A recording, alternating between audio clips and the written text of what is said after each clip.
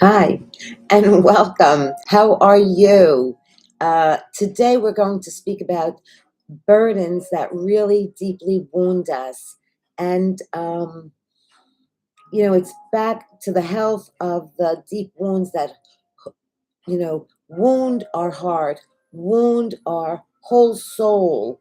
And I invite you here today to be with me. If you haven't met, if you are meant to be here, and if you haven't been here, I just would like to say you're at Destiny's Place for Grace, remembering the true you, the core of you that's always been in you.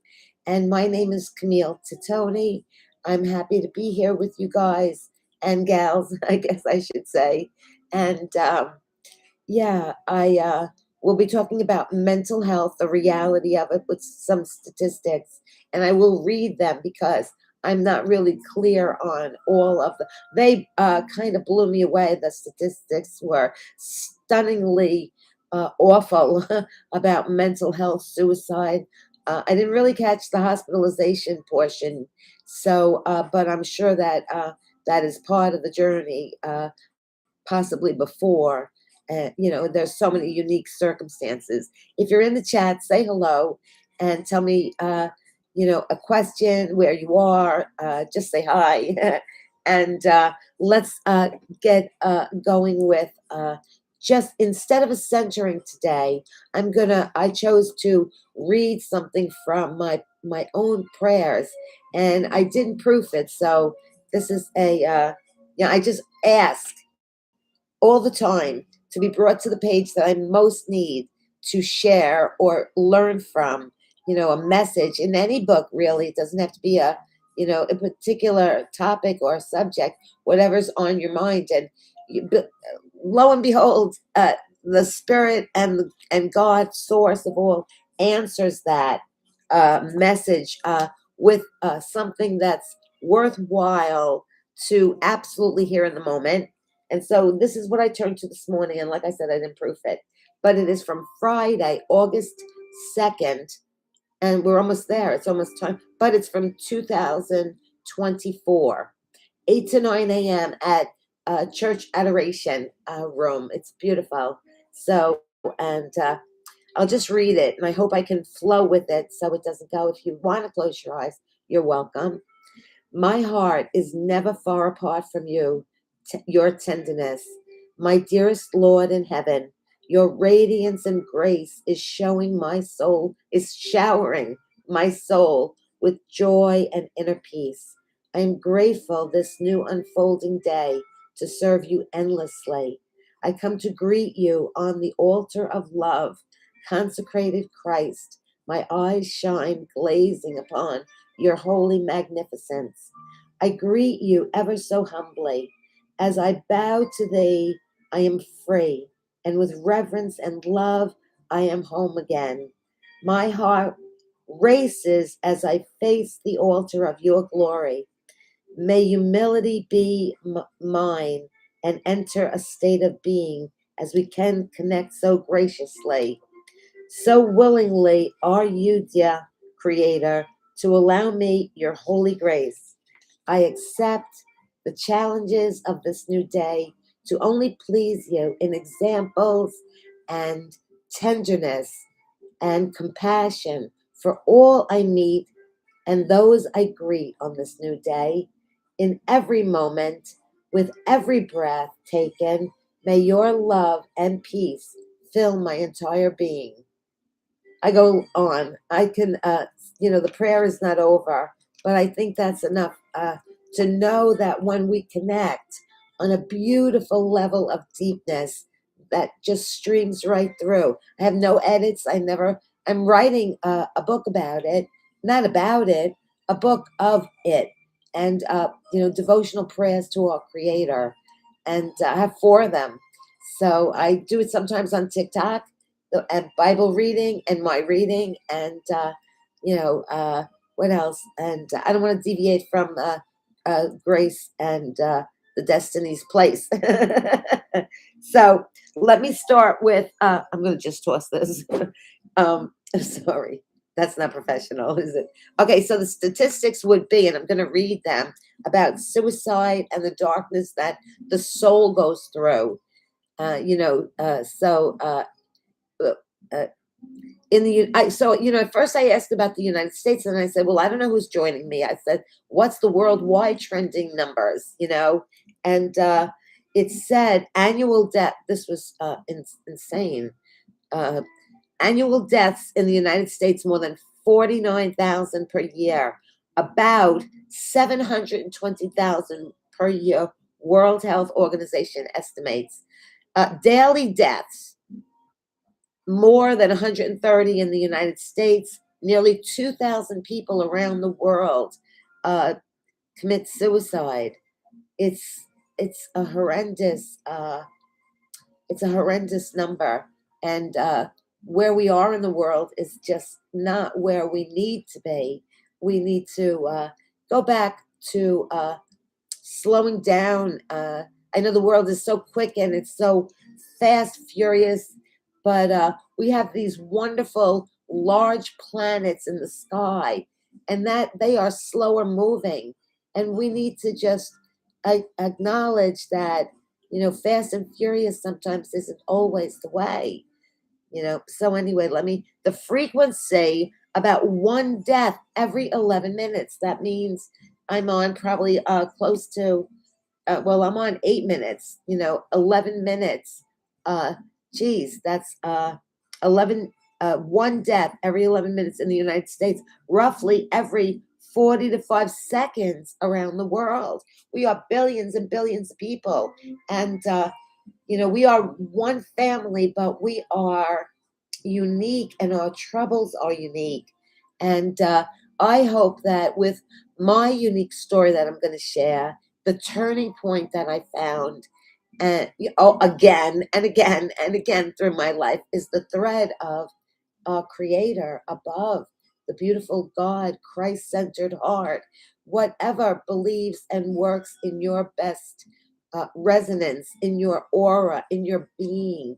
That is who you connect with. If it's galactic or whatever, because I believe in galactic power. If we believe we're the only planet that has life, really, come on, right? Are we the only planet that has life, do you think? I don't. Somewhere in all the galaxies, far, far away, like like the movie says. E.T. is proof. Okay, I don't want to make light of what I'm reading. Leading cause Among the leading cause of death overall, especially high among younger age groups, and then I'll tell you one of the leading causes of death among uh, people age range 15 to 29 around the world. So yeah, there are more suicide attempts than there are deaths, and more than 70% of suicide deaths occur in low and middle class income countries, and those countries where access to the health care of the mental realm is not really available, is limited. And of course, that one statistic that I found surprising was that mental suffering, and I wonder the word about suffering, because people are in suffering in that moment, but uh, it's a burden. It's a real horror to be in that uh, phase, state, energy. Despondency. When you get to that point, there's nothing. I wrote something in my journal today. Oh, I threw it down there. I wrote, I feel like I'm in a pressure cooker. Do you feel like that sometimes, that you're in a pressure cooker, and instead of expanding, you're exploding with mind thoughts, and that monkey mind that oh, I don't want to tell you what. I'm glad I didn't get mine out. So it's a human problem, and with compassion, understanding, and hope, it's needed everywhere, in everyone who sees, deals with, and the ripple effect is far wide, more than you can know, and the energy level of the act of doing that bringing that negative out energy into the world, right? We don't even think of those terms, often. We're thinking mostly only about the self. And I already said this in my prior video. So if you haven't, check them out and like and subscribe. I'm sorry I'm interrupting. I'm like doing a little of this and that. Forgive me because I don't want to lose the thread and the seriousness of this. Okay, so in the US, there was a brief decline around 2019 and 20. Deaths recorded high in recent years. Worldwide, long term trend generally has been downward overall, but this has led to experts to call for expanded prevention, earlier intervention, and improved access to the mental health care system. So researchers think this happens, because of course there isn't one cause, is there? And everybody is so different and unique. Yeah. So there's social isolation and loneliness, and loneliness is very apparent in my life. I mean, I feel like a hermit sometimes. I don't know how you generate your social environment, but I'm very much alone in my environment a lot. But and it becomes bothersome. I'll be honest. I mean, not to the point of anything, because I'm well over that. But there are tears shed. I mean, look at my, I said this morning that I journal, and you should begin journaling. It's a really good release, even if you don't say prayers like the prayer that I wrote. Release whatever is, and then it's off your mind. It's out of the way. You move on in the day. You, go to an altar or a special location that you really feel close to uh, the creator. Connect. These are the things I want to share with you. We connect when we are in peace, in joy, in a centered, balanced situation, meditation. And there is so many types of meditation, isn't there? Do you know there's imagery, there's a manifestation, just a visionary idea, and getting it across and out, and filling your lifting the heart of the light of you. So yeah, economic stress. Hello, I can relate to that. Substance abuse. I've been there, done that. Don't do it. Really, not anymore. I mean, once you know that it is a real cause, and it grows, it furthers. Like if you start young and then you go on, there's a more opportunity to become addicted, to want to do it more and more. And I heard something that, marijuana is more so than alcohol. People turn to whatever you call it, a joint. That's what we used to call it, a blunt at some point. All these names that we give it, but it's so harsh. It's so awful. It's so filled with nonsense now. Stigma around. Oh, there's a big stigma around mental health. One time I had a job. I won't say where I was, and I had confided in my boss.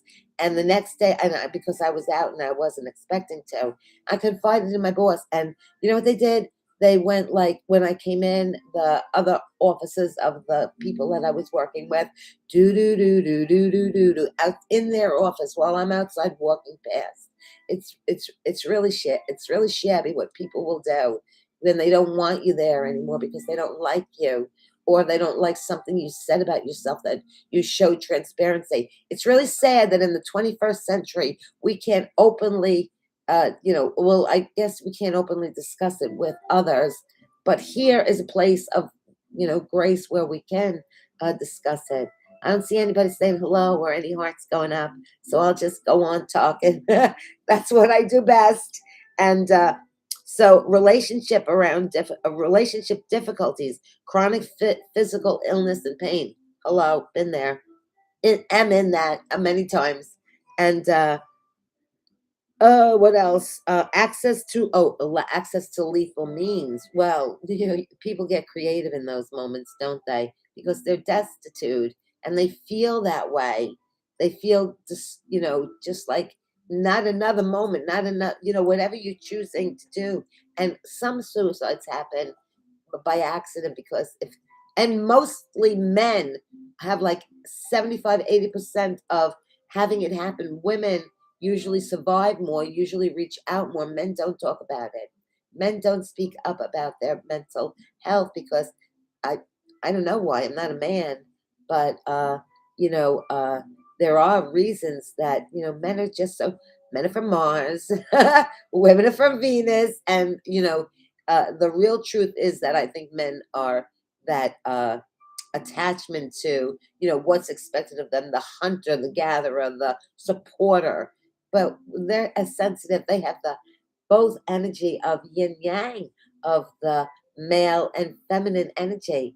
That's why, I don't want to really get into it, but that's why some men are effeminate, not necessarily gay, but effeminate more so because they have that tendency, to be more loving, giving. My dad was like that.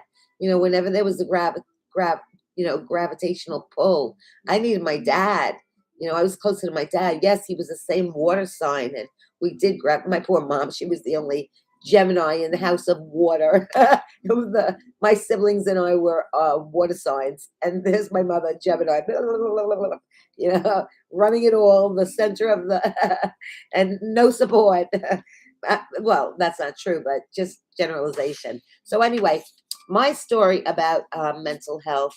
Let me see if I just want to read anything more about that. I've got tons of them stories. What, oh, you don't know. Should I digress? I was at an energy class in a gym, and it was really lovely, but I had to run to the restroom immediately. So I walked down the hall, right? And I had never been there. First, I went to the left, the right. I couldn't find the bathroom and the lockers because I don't go there often. So I saw a bathroom, restroom, whatever, and I made a big quick left. Well, I went into the men's room, and oh my gosh, I cannot tell you that.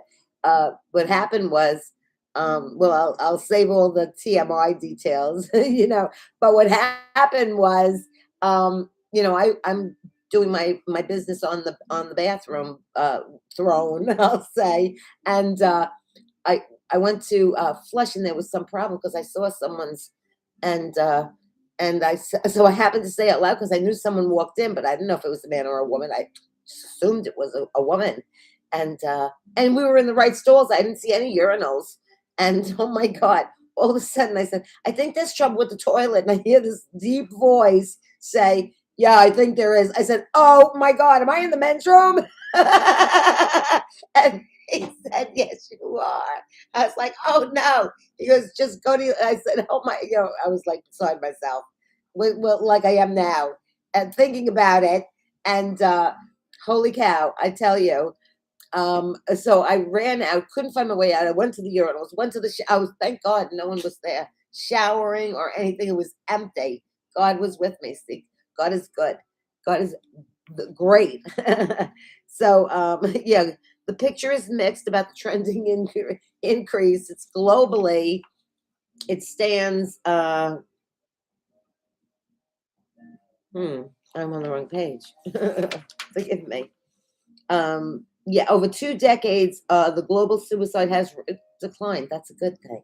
We're maybe getting back on track with loving ourselves, with being in the moment of love, joy, seeing through a problem, knowing that everything changes in a breath, in a moment, changes the nature of life, isn't it? So, oh, I want to watch the time.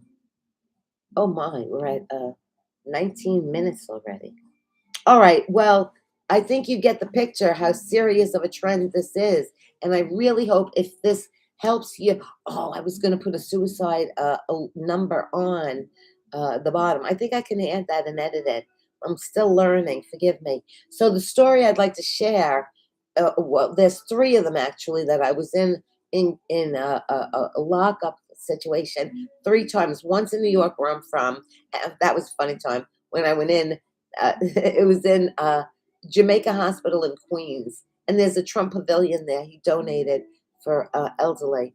Anyway, I don't think the mental health was for that, but anyway, um, what happened was I go in. It was a funny story from the beginning. My mother always used to tell me the story. She goes, "Camille, it was so funny. We needed your social security number, right? And you were out like a light, and you had charcoal all over your face because they pumped my stomach because." They didn't know what I took because, oh my God, I left a letter after the fact because I said, oh my God, what if I'm really killing myself? Because I didn't really plan on that. All I wanted to do was sleep a little over a weekend that had gotten so out of control. And I won't tell you all the details. It was Friday, Saturday, Sunday. Sunday night I came home from work. I got one call. I don't want to even mention the name if she ever watches this. And if I ever bring it up, someone asked me, was that because of that? I said, well, yeah. But I took pills. They were orange. Oh, I'm wearing orange. They were orange and they were 0.15, and there was a certain number of them. And I said, well, maybe this will make me sleep, through the night, through the day. I just want to, but I had to work on Monday. And what happened was, so in the middle of the night, I'm trying to I'm so excited about sharing it, and I'm worried about the time. Uh, so what happened was in the middle of the night, I took those pills and I hear something outside of myself. Now that was mental, I believe. And it said, maybe evil, maybe I don't know. But it said, well, if you're going to do it right. And it wasn't a nice voice, and spirit would never do that. So I proceeded to get up and go in the cabinet in the bathroom and take all the pills that were in my cabinet in the trash because I had stopped my medication abruptly. Not abruptly, I kind of weaned off on my own. Don't ever do that. Once a doctor did it to me, I thought I was going to die. I laid on the floor for 3 nights and days. Cold turkey, stopping all that medicine. Holy cow. And a doctor did that to me. Anyway, so back to the story. What happened was I took everything and then I said, "Oh my God, am I killing myself for real?" I didn't know if I was going to wake up, which I really didn't. And well, I did. Eventually, God. I think I am miraculously have survived many times. But anyway, what happened was. So I was lying there. I took the pills. I wrote the note. I left there. So in the morning, in the hospital, this is the story. It was funny. My mother said to me, "What's your social security, Camille?" Because they had to do insurance because everything runs by insurance in the hospitals, right? So, and the doctor goes, "You'll never get her up. She's out like a light." And then my mother kept saying, "Camille, Camille." And I don't remember it, but I remember she told me that I got up and said, no, no, no, no, no, no, no, no, no, rattled it off, put back my head down on with all the, oh my gosh. And that was the funny part of it. I mean, one Thanksgiving day, we all had a dinner in my family and we just laughed at all of the circumstances. That's really what comes about from it. Your family is so involved in it. I cannot tell you. But anyway, when I got there upstairs and I woke up, I was in a private room in the corner in this Jamaica hospital psych ward, and I meet everybody, and they because I came out, I didn't know where I was, what happened, I had no knowledge, and I come out, and then this uh, all of a sudden, she goes, "How did you?" One of the women, she goes, "How do you rate getting an end room by yourself?" And where she said that the roaches were gone, the food was better. She goes, "Who the heck are you?" I was like, I don't know. I was like oblivious to everything that was happening, but they were nice people. A hospitalization, if you wind up that way, it's not a bad place. I mean, it's not a good place. You don't want to be there. But and then you have to realize that there are a lot of people in different phases, crazy stages of where they are. And so you focus on, you're there for usually 2 weeks. Well, I didn't want to take my medicine. And everybody kept calling me after they said how selfish I was and how awful it was that I did this, and they didn't know my story. I did it just to sleep. I didn't do it to that voice. That's hallucination. That's illness. And I thought it was like an evil spirit around me in that moment. Because I was vulnerable. Anyway, that's my take on it. But anyway, that's a whole nother episode in the future. And what happened was, so I stayed my 2 weeks and I wouldn't budge. I wouldn't take pills. And they kept saying, "Just take the pill. You can't get out unless you take the pill." So finally, I relinquished. As soon as I took that pill, just my story, not yours.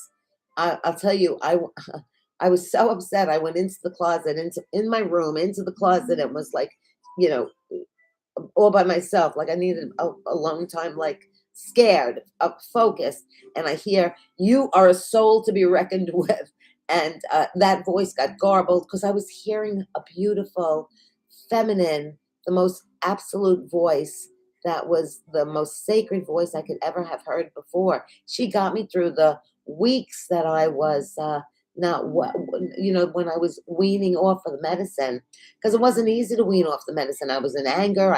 I was interacting. I was working. Well, P.S. I lost my job immediately because they told me not to come back because I worked with children, and they didn't know I had done that. The kids, I hope, but they're old now. I would love to see them all, because it was like that was I was trying to get off disability at that time. It was a really hard experience. I don't know when that was, but anyway, it's long gone. But it's got humor in it. It was very sad because I aged my parent. Oh, and this is what happened at the end. I went home the day that I got home. It was the Christmas Eve, and we all shared Christmas together. It was so funny, and there was a guy in there. He was like the Terminator. "I'll be back," And my nephew got such a kick out of that. He kept saying, "I'll be back." When they were everybody, I had everybody laughing and about my experience and stay in a lockup ward. But the other two weren't like that, and I guess I can't share that because we're going long already. You know, Oh, it's 12:22 then. Oh, no, 7. I can't see, and I didn't go to the doctor for the eyes. But anyway, that I mentioned last week because I had, dilated. So, I don't know, I do have another story or 3, but I don't wanna go long because I wanna tell you that there is always hope. Like, God told me, "You're a soul to be reckoned with," and then I learned, "Don't ever do it again." That came in as a whisper. That to me was a God inspired message, whether I generated it or I have been in touch with a high spirit. Oh, and I forgot a whole big part of the story. Holy cow. Well, I have a chapter out in a book that talks about it. Oh, it's so funny because I really believe I saw a guide or an angel, and he came to me like John Travolta from Saturday Night Live in a white suit with white patent leather shoes, and I knew it was a guide or an angel because when I turned back, and I knew I was going to meet him down I didn't know I was going to meet him, but he didn't look like John Travolta. He looked like I thought he was a doctor and from the staff, and he was from Indian, and he's the one that told me about Samadhi. I think I mentioned that in a prior video, stream live, and I believe instead of he went just like that. And I walked down toward him, and what happened? Uh, and he was on a red sofa. He was on a red sofa, and he's all in white with this John Travolta suit from like the '70s, and here we are in the early 2000s, and I'm thinking, yeah, I don't know what I was thinking, but this, because I was a little out of it, but I'm thinking, what is this man doing in the '70s suit in the '90s? Disco, whatever, I don't know where it was, by John Travolta. That was the movie, and a Saturday Night Fever. Anyway, so but that was long before, a while ago. Anyway, whatever. It's not important, is it? So the point is, I knelt down before him, and I didn't have to do that. I could have sat clearly on the sofa, and I knew it was reverence. Something was happening, and so. He said, what your experience is samadhi. And I think I mentioned this in one of the prior messages and shares. As I said, took me months to decide how to spell that. I knew it was a Sanskrit word because he told me. But I'll tell you what happened. I was walking down the hall. It was a narrow, long hallway. And he was sitting on the back against the wall, against a mirror. Not a mirror, a window. And there were no doors. I'm telling you, there was just a wall of a hall. And I walked down there and I went to wave, turn around and wave to him. He was gone. Where he could have went, I don't know. Do you? Can you figure that out? It had to be a guide. It had to be an angel guiding me about Sumani and what that is. And that instilled growth in me because I did a lot of research. I did a lot of exploration about it. But hope comes again. It comes through the sadness. It comes through the laughter that we find in those moments of disaster, those moments. My mother's blood pressure, she had to go on medication the very next day. And I mean, the things I did, the ripple effect, you don't realize it for the family, friends, and even outside, like I said, the energy that we put out, like that negative energy I put out, that rushed up to the world. That's what I feel. Not only mine, everybody's does. So I'm chattering away here. And I'm going along. It's 12:31. Just know that there's hope and there's light at the end of the tunnel that we go through. There's light and laughter and chatting. And I think everybody has a book in them. I'm writing a trilogy at this time, Dancing My Wild Spirit. And there's three aspects of the trilogy, three.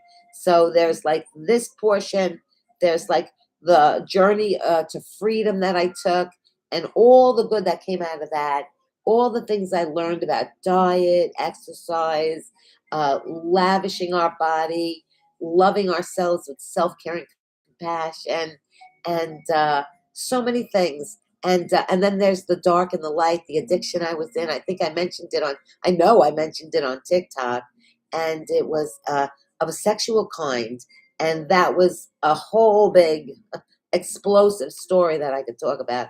I probably won't go into detail a lot about that, but I will. I want to work with women predominantly in that regard because submissiveness is what I really feel is the problem. The feminine energy can be submissive without boundaries. That's another thing I want to really discuss on here, how important boundaries are, how self-worth, it all comes down to the value we feel about ourselves. I won't repeat myself.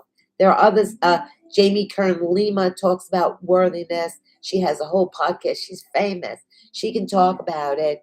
There's so many others that talk about it, but I'm sharing my story, my way, and I hope to inspire some of you.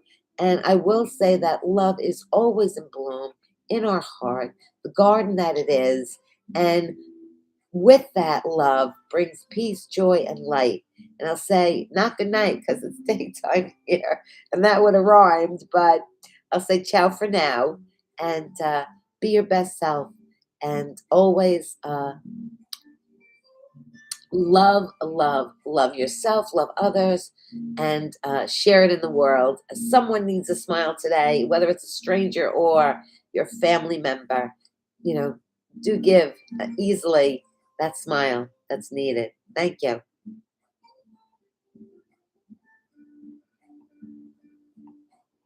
I don't know if I'm live.